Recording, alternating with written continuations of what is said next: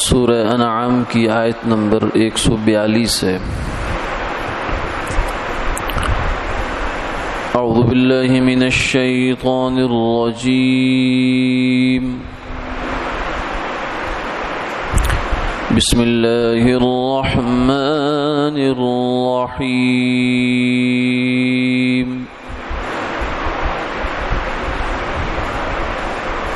وَمِنَ الْأَنْعَامِ حَمُولَةً وَفَرْشًا كُلُوا مِمَّا رَزَقَكُمُ اللَّهُ وَلَا تَتَّبِعُوا خُطُوَاتِ الشَّيْطَانِ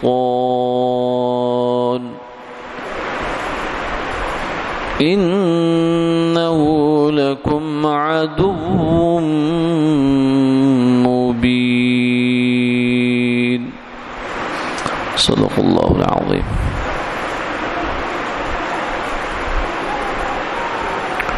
اور پیدا کیے ہم نے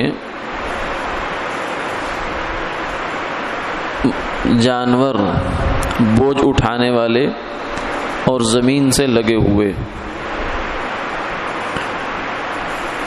جو کچھ تمہیں اللہ نے عطا کیا ہے اس میں سے کھاؤ، اور شیطان کے قدموں پر مت چلو، وہ تمہارا کھلا ہوا دشمن ہے۔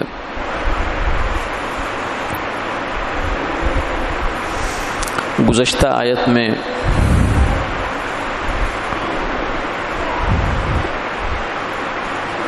کھیتی کے اندر جو اللہ کی نعمتیں ہیں، زمین سے اگنے والی نباتات کی صورت میں ان نعمتوں کا تذکرہ تھا۔ اس کے آخر میں اللہ نے یہ فرمایا تھا کہ کھاؤ، اللہ کا حق ادا کرو اور اسراف نہ کرو۔ یعنی یہ جو تمہیں نعمتیں دے رکھی ہیں، ان میں 3 چیزیں کرنی ہیں تم نے۔ ایک کھانا ہے، استعمال کرنا ہے، کیونکہ اللہ نے جو نعمتیں بنائی ہیں وہ اسی لیے بنائی ہیں۔ اسی لیے اللہ نے جو چیزیں انسان کے لیے حلال قرار دی ہیں، جو لوگ اسے حرام کر لیتے ہیں ان کو بڑا سخت تنبیہ فرمائی ہے، عتاب فرمایا ہے۔ قل من حرم زینۃ اللہ التی اخرج لعبادہ والطیبات من الرزق، فرمایا کہ ان سے پوچھئے کون ہے وہ جس نے اللہ کی حلال کی ہوئی پاکیزہ خوبصورت چیزوں کو حرام کیا؟ کون ہے وہ؟ کس کے پاس طاقت ہے؟ کیونکہ حلال حرام کرنے کا اختیار صرف اللہ کے پاس ہے۔ نبی بھی اس کی نیابت میں اللہ کی منشا پہچان کر بتا دیتے ہیں کہ اللہ کی منشا یہ ہے۔ کسی انسان کے پاس کسی چیز کو حلال کرنے کا یا حرام کرنے کا کوئی اختیار نہیں۔ جب نبی کے پاس نہیں تو عام انسانوں کے پاس کہاں سے ہوگا؟ اس لیے مفتی حضرات ہوں یا فقیہ ہوں یا علماء ہوں، وہ صرف بتاتے ہیں، بناتے نہیں ہیں کچھ بھی، کہ وہ بیٹھ جائیں اور سر جوڑ کے بیٹھیں اور کہیں کہ آج ہم بیٹھیں گے کس لیے؟ کتا حلال کرنے کے لیے یا گدھا حلال کرنے کے لیے بیٹھیں گے۔ یہ ان کے پاس اختیار ہی نہیں ہے، کر ہی نہیں سکتے اس کا۔ ان کے پاس صرف اتنا ہے، قرآن اور حدیث میں جو اللہ نے حلال حرام کے احکامات دے دیے، بس ان کو سمجھیں اور سمجھ کر آگے لوگوں کو سمجھا دیں، بس یہ اختیار ہے ان کا۔ یہ اللہ کا اختیار ہے کہ وہ چیزوں کو حلال کرتا ہے اور حرام کرتا ہے۔ اس لیے فرمایا کہ اللہ کی حلال کی ہوئی چیزوں کو کھاؤ، ان کو استعمال کرو۔ اللہ کی نعمت کو استعمال نہ کرنا بھی ناشکری ہوتی ہے بعض دفعہ۔ اللہ نے ایک نعمت دے رکھی ہے تو اسے استعمال کرنا چاہیے۔ ایک صاحب کو آپ صلی اللہ علیہ وسلم نے دیکھا کہ ان کے بال پراگندہ ہیں، کپڑے میلے کچیلے ہیں، تو آپ نے پوچھا کہ تمہارے پاس کپڑے اچھے پہننے کے لیے، مناسب کپڑے پہننے کے لیے کوئی مال نہیں ہے؟ جو تم نے حالت بنا رکھی ہے اپنی، کیا یہ تمہاری معاشی حالت ایسی ہے؟ تو انہوں نے کہا نہیں، ایسی بات تو نہیں ہے۔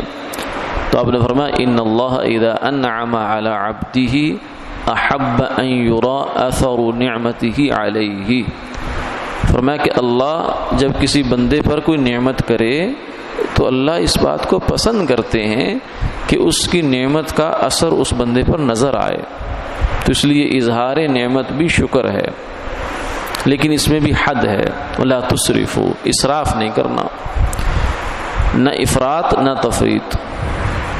عام طور سے انسان دو مسئلوں میں گر جاتا ہے، یا تو اتنا نیچے چلا گیا کہ بخل میں پہنچ گیا، یعنی اتنا نیچے چلا گیا کہ کپڑے پھٹے پرانے، جیب میں پیسے ہیں، گھر میں بھی مال ہے، کپڑے بھی ہیں، لیکن بس ویسی غفلت، اور اپنی حالت ایسی بنا رکھی ہے کہ دیکھ کر آدمی کا دل چاہے کہ اس کو کچھ پیسے دے دے آدمی، فقیرانہ، یا تو اس طرف چلے جائیں گے، یا دوسری جانب نکلیں گے تو بس وہ کیا ہے، وہ زینت نرالی ہو فیشن نرالا، یہی دھن ہے رہو سب سے بالا، ہو زینت نرالی ہو فیشن نرالا، تجھے حسن ظاہر نے دھوکے میں ڈالا، کیا یوں ہی جیا کرتا ہے مرنے والا۔ تو دوسری جانب ہم ادھر نکل جاتے ہیں، یعنی جب مال خرچ کرنے پہ آتے ہیں تو پھر جناب اللے تللے یہ وہ فلاں فلاں، پھر نہیں دیکھتے کیا ہو رہا ہے، بس لوگوں کی نظر میں ہماری واہ واہ بن رہی ہے، لوگ ہمیں بڑے لائک ڈس لائک کر رہے ہیں، بس اسی میں کھو جاتے ہیں، پھر اس میں نہیں دیکھتے کہ مال خرچ کہاں ہو رہا ہے۔ جو اعتدال کا راستہ ہے اسلام کا، وہ اسراف اور بخل کے بیچ میں ہے، وہ یہ ہے کہ ایک اعتدال کے ساتھ، ایک حد کے ساتھ اچھا کپڑا پہننا، اچھی سواری رکھ لینا اور اچھا مکان بنا لینا چاہیے، لیکن اس چیز کو اپنے دماغ پر سوار نہیں کرنا چاہیے کہ بہرحال مجھے تو بس ایسے ہی کپڑا ہوگا تو میں پہنوں گا، میرا یہ اسٹیٹس ہے کپڑے میں پہننے میں فلاں برانڈ کا کپڑا پہنتا ہوں، میں فلاں گاڑی میں سے نیچے میں نہیں آ سکتا، یہ نہیں ہونا چاہیے، یہ چیزیں مزاج کا حصہ نہ ہوں، اللہ دے دیں تو اس کا انعام ہے۔ جیسے ایک صاحب کے بارے میں ہمارے ایک استاد سے انہوں نے سنایا کہ وہ ایک دفعہ انہوں نے جمعے کی نماز نہیں پڑھی، پوچھا بھائی کیا بات ہے، کیوں نہیں گئے جمعے کی نماز پڑھنے؟ کہنے لگے کپڑے استری نہیں ہوئے تھے۔ اس حد تک آپ اپنے اس کو اپنے اوپر سوار کر لیں، یہ بھی غلط ہے، اور بالکل آپ استری موجود ہے، وقت بھی موجود ہے، اور پھر بھی آپ ایسے کپڑے پہن کے آئیں جیسے کسی جو ہے وہ رسی کو کھول کر لے آئے ہیں، تو یہ بھی غلط بات ہے۔ صحیح طریقہ یہ ہے کہ اللہ تعالیٰ کی نعمت کو جائز طریقے سے اعتدال کے ساتھ استعمال کرنا چاہیے، اسراف سے بچنا چاہیے۔ اسراف جو ہے نا یہ ہماری زندگی کو مشکل کر دیتا ہے، ہم سمجھتے ہیں کہ ہم اسراف سے ہمارا سٹیٹس اونچا ہو رہا ہے، نہیں نہیں، ہماری زندگی مشکل میں آ جاتی ہے۔ کیوں؟ اس لیے کہ اسراف کے ذریعے سے ہم خون پسینے کی کمائی اڑا دیتے ہیں، ادھر ادھر کر دیتے ہیں، کس لیے؟ تاکہ لوگوں کو پتہ چلے ہم بڑے آدمی ہیں، ہم یہ ہیں، ہم وہ ہیں، فلاں فلاں، بس اسی بات پر ہم جو ہے نا پھر مثلا ایک موٹی سی بات ہے، نکاح ہے، سنت ہے، نبیوں کی سنت ہے، اب اس موقع پر اعتدال کا راستہ کیا ہے؟ ایک طرف تو جو ہے نا بالکل کنجوسی بخل یہ ہے کہ بالکل ولیمہ بھی نہ کرو، کچھ بھی نہ کرو، یہ تو بخل ہو گیا، اور ایک ہے کہ نہیں، اپنی جو ایک حد تک رہتے ہوئے سنت کے مطابق شادی کریں، مسجد میں نکاح کریں، ولیمہ کریں، اور خرافات سے شادی پر بچیں، جتنی آپ کو اللہ نے گنجائش دی ہے، بغیر کوئی قرض اٹھائے، بغیر کچھ زیادہ بوجھ لیے ایک مناسب سا ولیمہ کریں، سنت ہے، خوشی کا اظہار کریں۔ ایک یہ تو اعتدال کا راستہ ہوا، لیکن اب دوسرا راستہ کیا ہوتا ہے؟ ہم کہتے ہیں کہ جناب شادی آئی ہے، اب اس کے اوپر بڑھ چڑھ کے خرچ کرو، کیونکہ یہی تمہاری گویا کہ معاشرے میں عزت اور مقام بنائے گا۔ ایک صاحب کے بارے میں سنا کہ منگنی پر انہوں نے، بہت پرانی بات ہے، آج سے کوئی 20 25 30 سال پرانی بات ہے، منگنی پر انہوں نے پتہ نہیں لاکھوں روپے بینک سے سود پر قرضہ لیا، صرف منگنی پر۔ اب کس کام کا ہے یہ اسراف ہے، نہ وہ بچے کے کام، نہ بچی کے کام، نہ اولاد کے کام، نہ پڑوسیوں کے کام، نہ رشتہ داروں کے کام، اڑ گیا، ختم ہو گئی کہانی۔ تو یہ اسراف سے اللہ نے منع فرمایا، ان المبذرین کانوا اخوان الشیاطین، فرمایا کہ تبذیر کرنے والے شیطان کے بھائی ہیں۔ آج کی آیت میں بھی یہ فرمایا کہ اللہ نے تمہیں جانور دیے ہیں، کچھ کچھ اونچے قد کے ہیں یہ بوجھ لادنے کے لیے، سواری کرنے کے لیے، کچھ نچلے قد کے، نیچے قد کے جیسے بھیڑ بکری ہے، تو یہ کیا ہیں؟ یہ تمہارے کھانے کے کام آتے ہیں، سواری کے کام نہیں آتے۔ فرمایا کہ اللہ کی ان نعمتوں کو استعمال کرو، کلوا مما رزقکم اللہ نے جو دیا ہے اسے استعمال کرو۔ ولا تتبعوا خطوات الشیطان، شیطان کے راستے پر نہیں چلنا۔ شیطان کا راستہ بتا دیا، یہ دونوں ہیں کہ یا تو وہ آدمی کو افراط میں مارتا ہے یا تفریط میں لے جا کے مارتا ہے، اعتدال سے ہٹا دیتا ہے، جبکہ شریعت جو ہے یہ ساری نام ہی اعتدال کا، اہدنا الصراط المستقیم، اے اللہ میں سیدھا راستہ دکھا۔ سیدھا راستہ جو ہوتا ہے وہ نہ دائیں ہوتا ہے نہ بائیں ہوتا ہے۔ تو شیطان کا راستہ یہ ہے کہ یا تو وہ کام کروائے گا جو راہب کرتے ہیں کہ اللہ کی حلال چیزوں کو حرام کر لیں گے، شادی کو حرام کر لیا، بیوی بچوں کو اپنے اوپر حرام کر لیا، اور سمجھا کہ بس یہ سب چیزوں سے ہماری جان چھوٹے گی تو ہمیں اللہ ملے گا۔ ایسا نہیں ہے بابا، اللہ جو ہے نا ان سب چیزوں کے ساتھ ہی ملتے ہیں۔ اگر یہ بیوی بچے چھوڑ کر اللہ ملا کرتے تو نبی کبھی شادی نہ کرتے۔ جب انبیاء علیہ السلام نے شادیاں کی ہیں، بیوی بچے پالے ہیں، گھر بار سنبھالے ہیں، اور ایک ایک نہیں کئی شادیاں کی ہیں۔ یہ ہو سکتا تھا ہم کہتے کہ شادی کرنا مشکل کام ہے، بڑی ذمہ داری ہے، تو انبیاء علیہ السلام نے تو کئی کی ہیں، خود حضور کی 11 بیویاں ہیں۔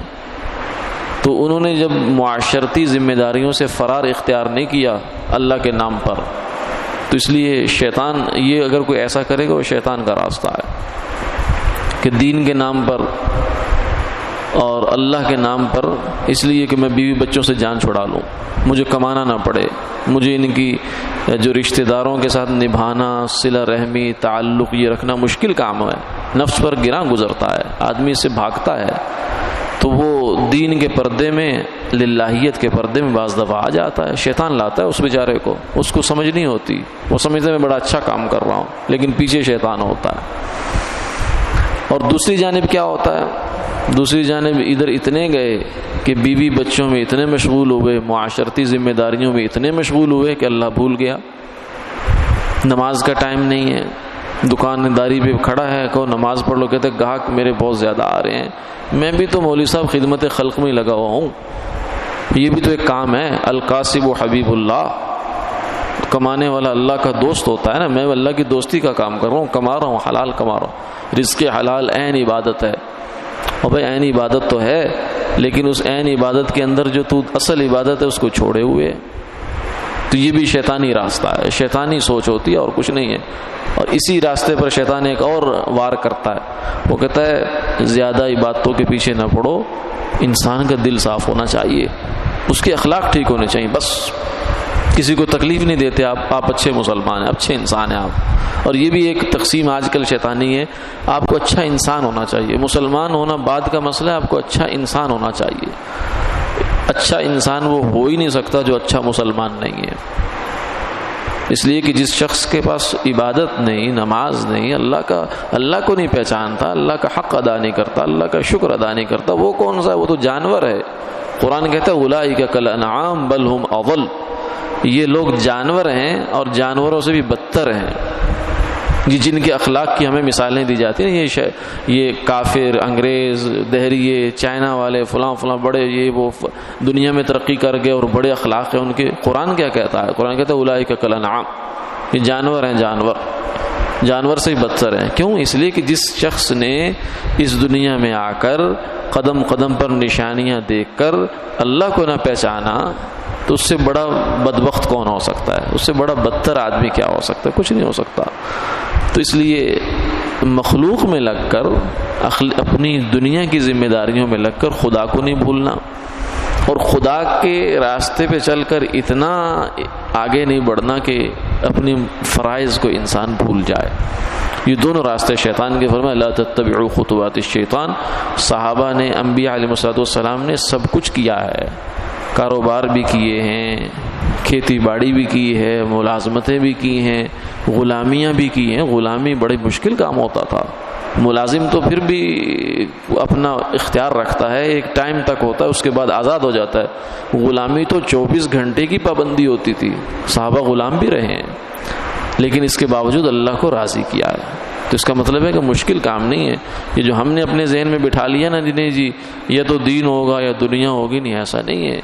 اگر یہ مشکل ہوتا تو اللہ ہم سے کبھی مطالبہ نہ کرتے۔ لا یکلف اللہ نفسا الا وسعها، اللہ نے ہمارے اوپر کوئی حکم بھی ایسا فرض نہیں کیا جو ہماری استطاعت سے باہر ہو۔ یہ خود کہہ رہا ہے اللہ تعالیٰ، تو ہماری استطاعت سے باہر نہیں ہے۔ دین کو لے کر دنیا کو لے کر اکٹھے چلنا، دین و دنیا اکٹھے کرنے کا یہی مطلب ہوتا ہے۔ جو ہمارے ذہنوں میں کچھ ہم نے مطلب بنا رکھے ہیں وہ غلط ہیں۔ سب سے پہلے عقائد ہیں، پھر فرائض ہیں عبادات کے اندر، پھر جو دیگر اور حرام سے بچنا ہے، اس کے بعد آپ اپنی معاشرت ہے اس سب کو سنبھالنا ہے۔ تو یہ قرآن پاک کا یہی پیغام ہے کہ کھیتی باڑی ہو یا جانور ہوں، بلکہ پوری زندگی کے جتنے بھی دائرے ہوں، ان سب دائروں میں اللہ کے حکم پر چلو، شیطان کے راستوں پر نہ چلو۔ انہ لکم عدو مبین، یہ تمہارا کھلا دشمن ہے۔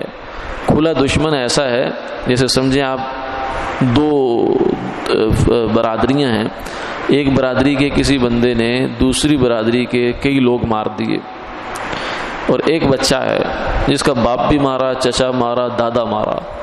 اب وہ بچہ اسی قاتل کی دوستی کرتا ہے، اس قاتل سے دوستی کرتا ہے، تو اس کو سمجھانے والا کیا سمجھائے گا؟ وہ سمجھائے گا بھائی کچھ عقل کر، کچھ ہوش کر، وہ تیرے ساتھ کیا کچھ کر چکا ہے اور تو پھر اسی کی گود میں جا رہا ہے۔ تو قرآن پاک بار بار کہتا ہے شیطان کے بارے، انہ لکم عدو مبین، کھلا دشمن ہے تمہارے باپ سے، اس نے دشمنی کی تھی آدم سے، جنت سے اس کو نکالا، پھر انبیاء کو قتل کروایا، شہید کروایا، تمہارے ساتھ کیا کچھ کرتا آیا، تمہاری زندگی میں آج تک اس نے تمہارے ساتھ کیا کچھ نہیں کیا، تم سے کتنے غلط کام کروائے، پھر تم اسی کی گود میں جاتے ہو۔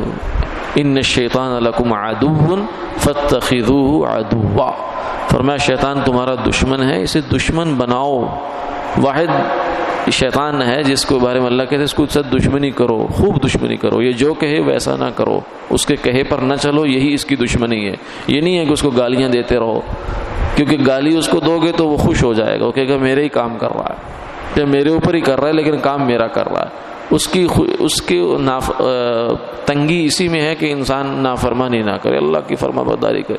کچھ لوگ وہاں جاتے ہیں کنکر مارنے حج پر، وہاں جا کے جوتے مارنے شروع کر دیتے ہیں، شیطان مار رہے ہیں۔ بابا شیطان تھوڑی مار رہے ہیں، شیطان تو اس کے اندر آیا ہوا ہے جو اللہ کے حکم کی نافرمانی کر رہا ہے۔ اللہ تعالی ہمیں سمجھ نصیب فرمائے اور عمل کی توفیق عطا فرمائے، آمین آمین یا رب العالمین۔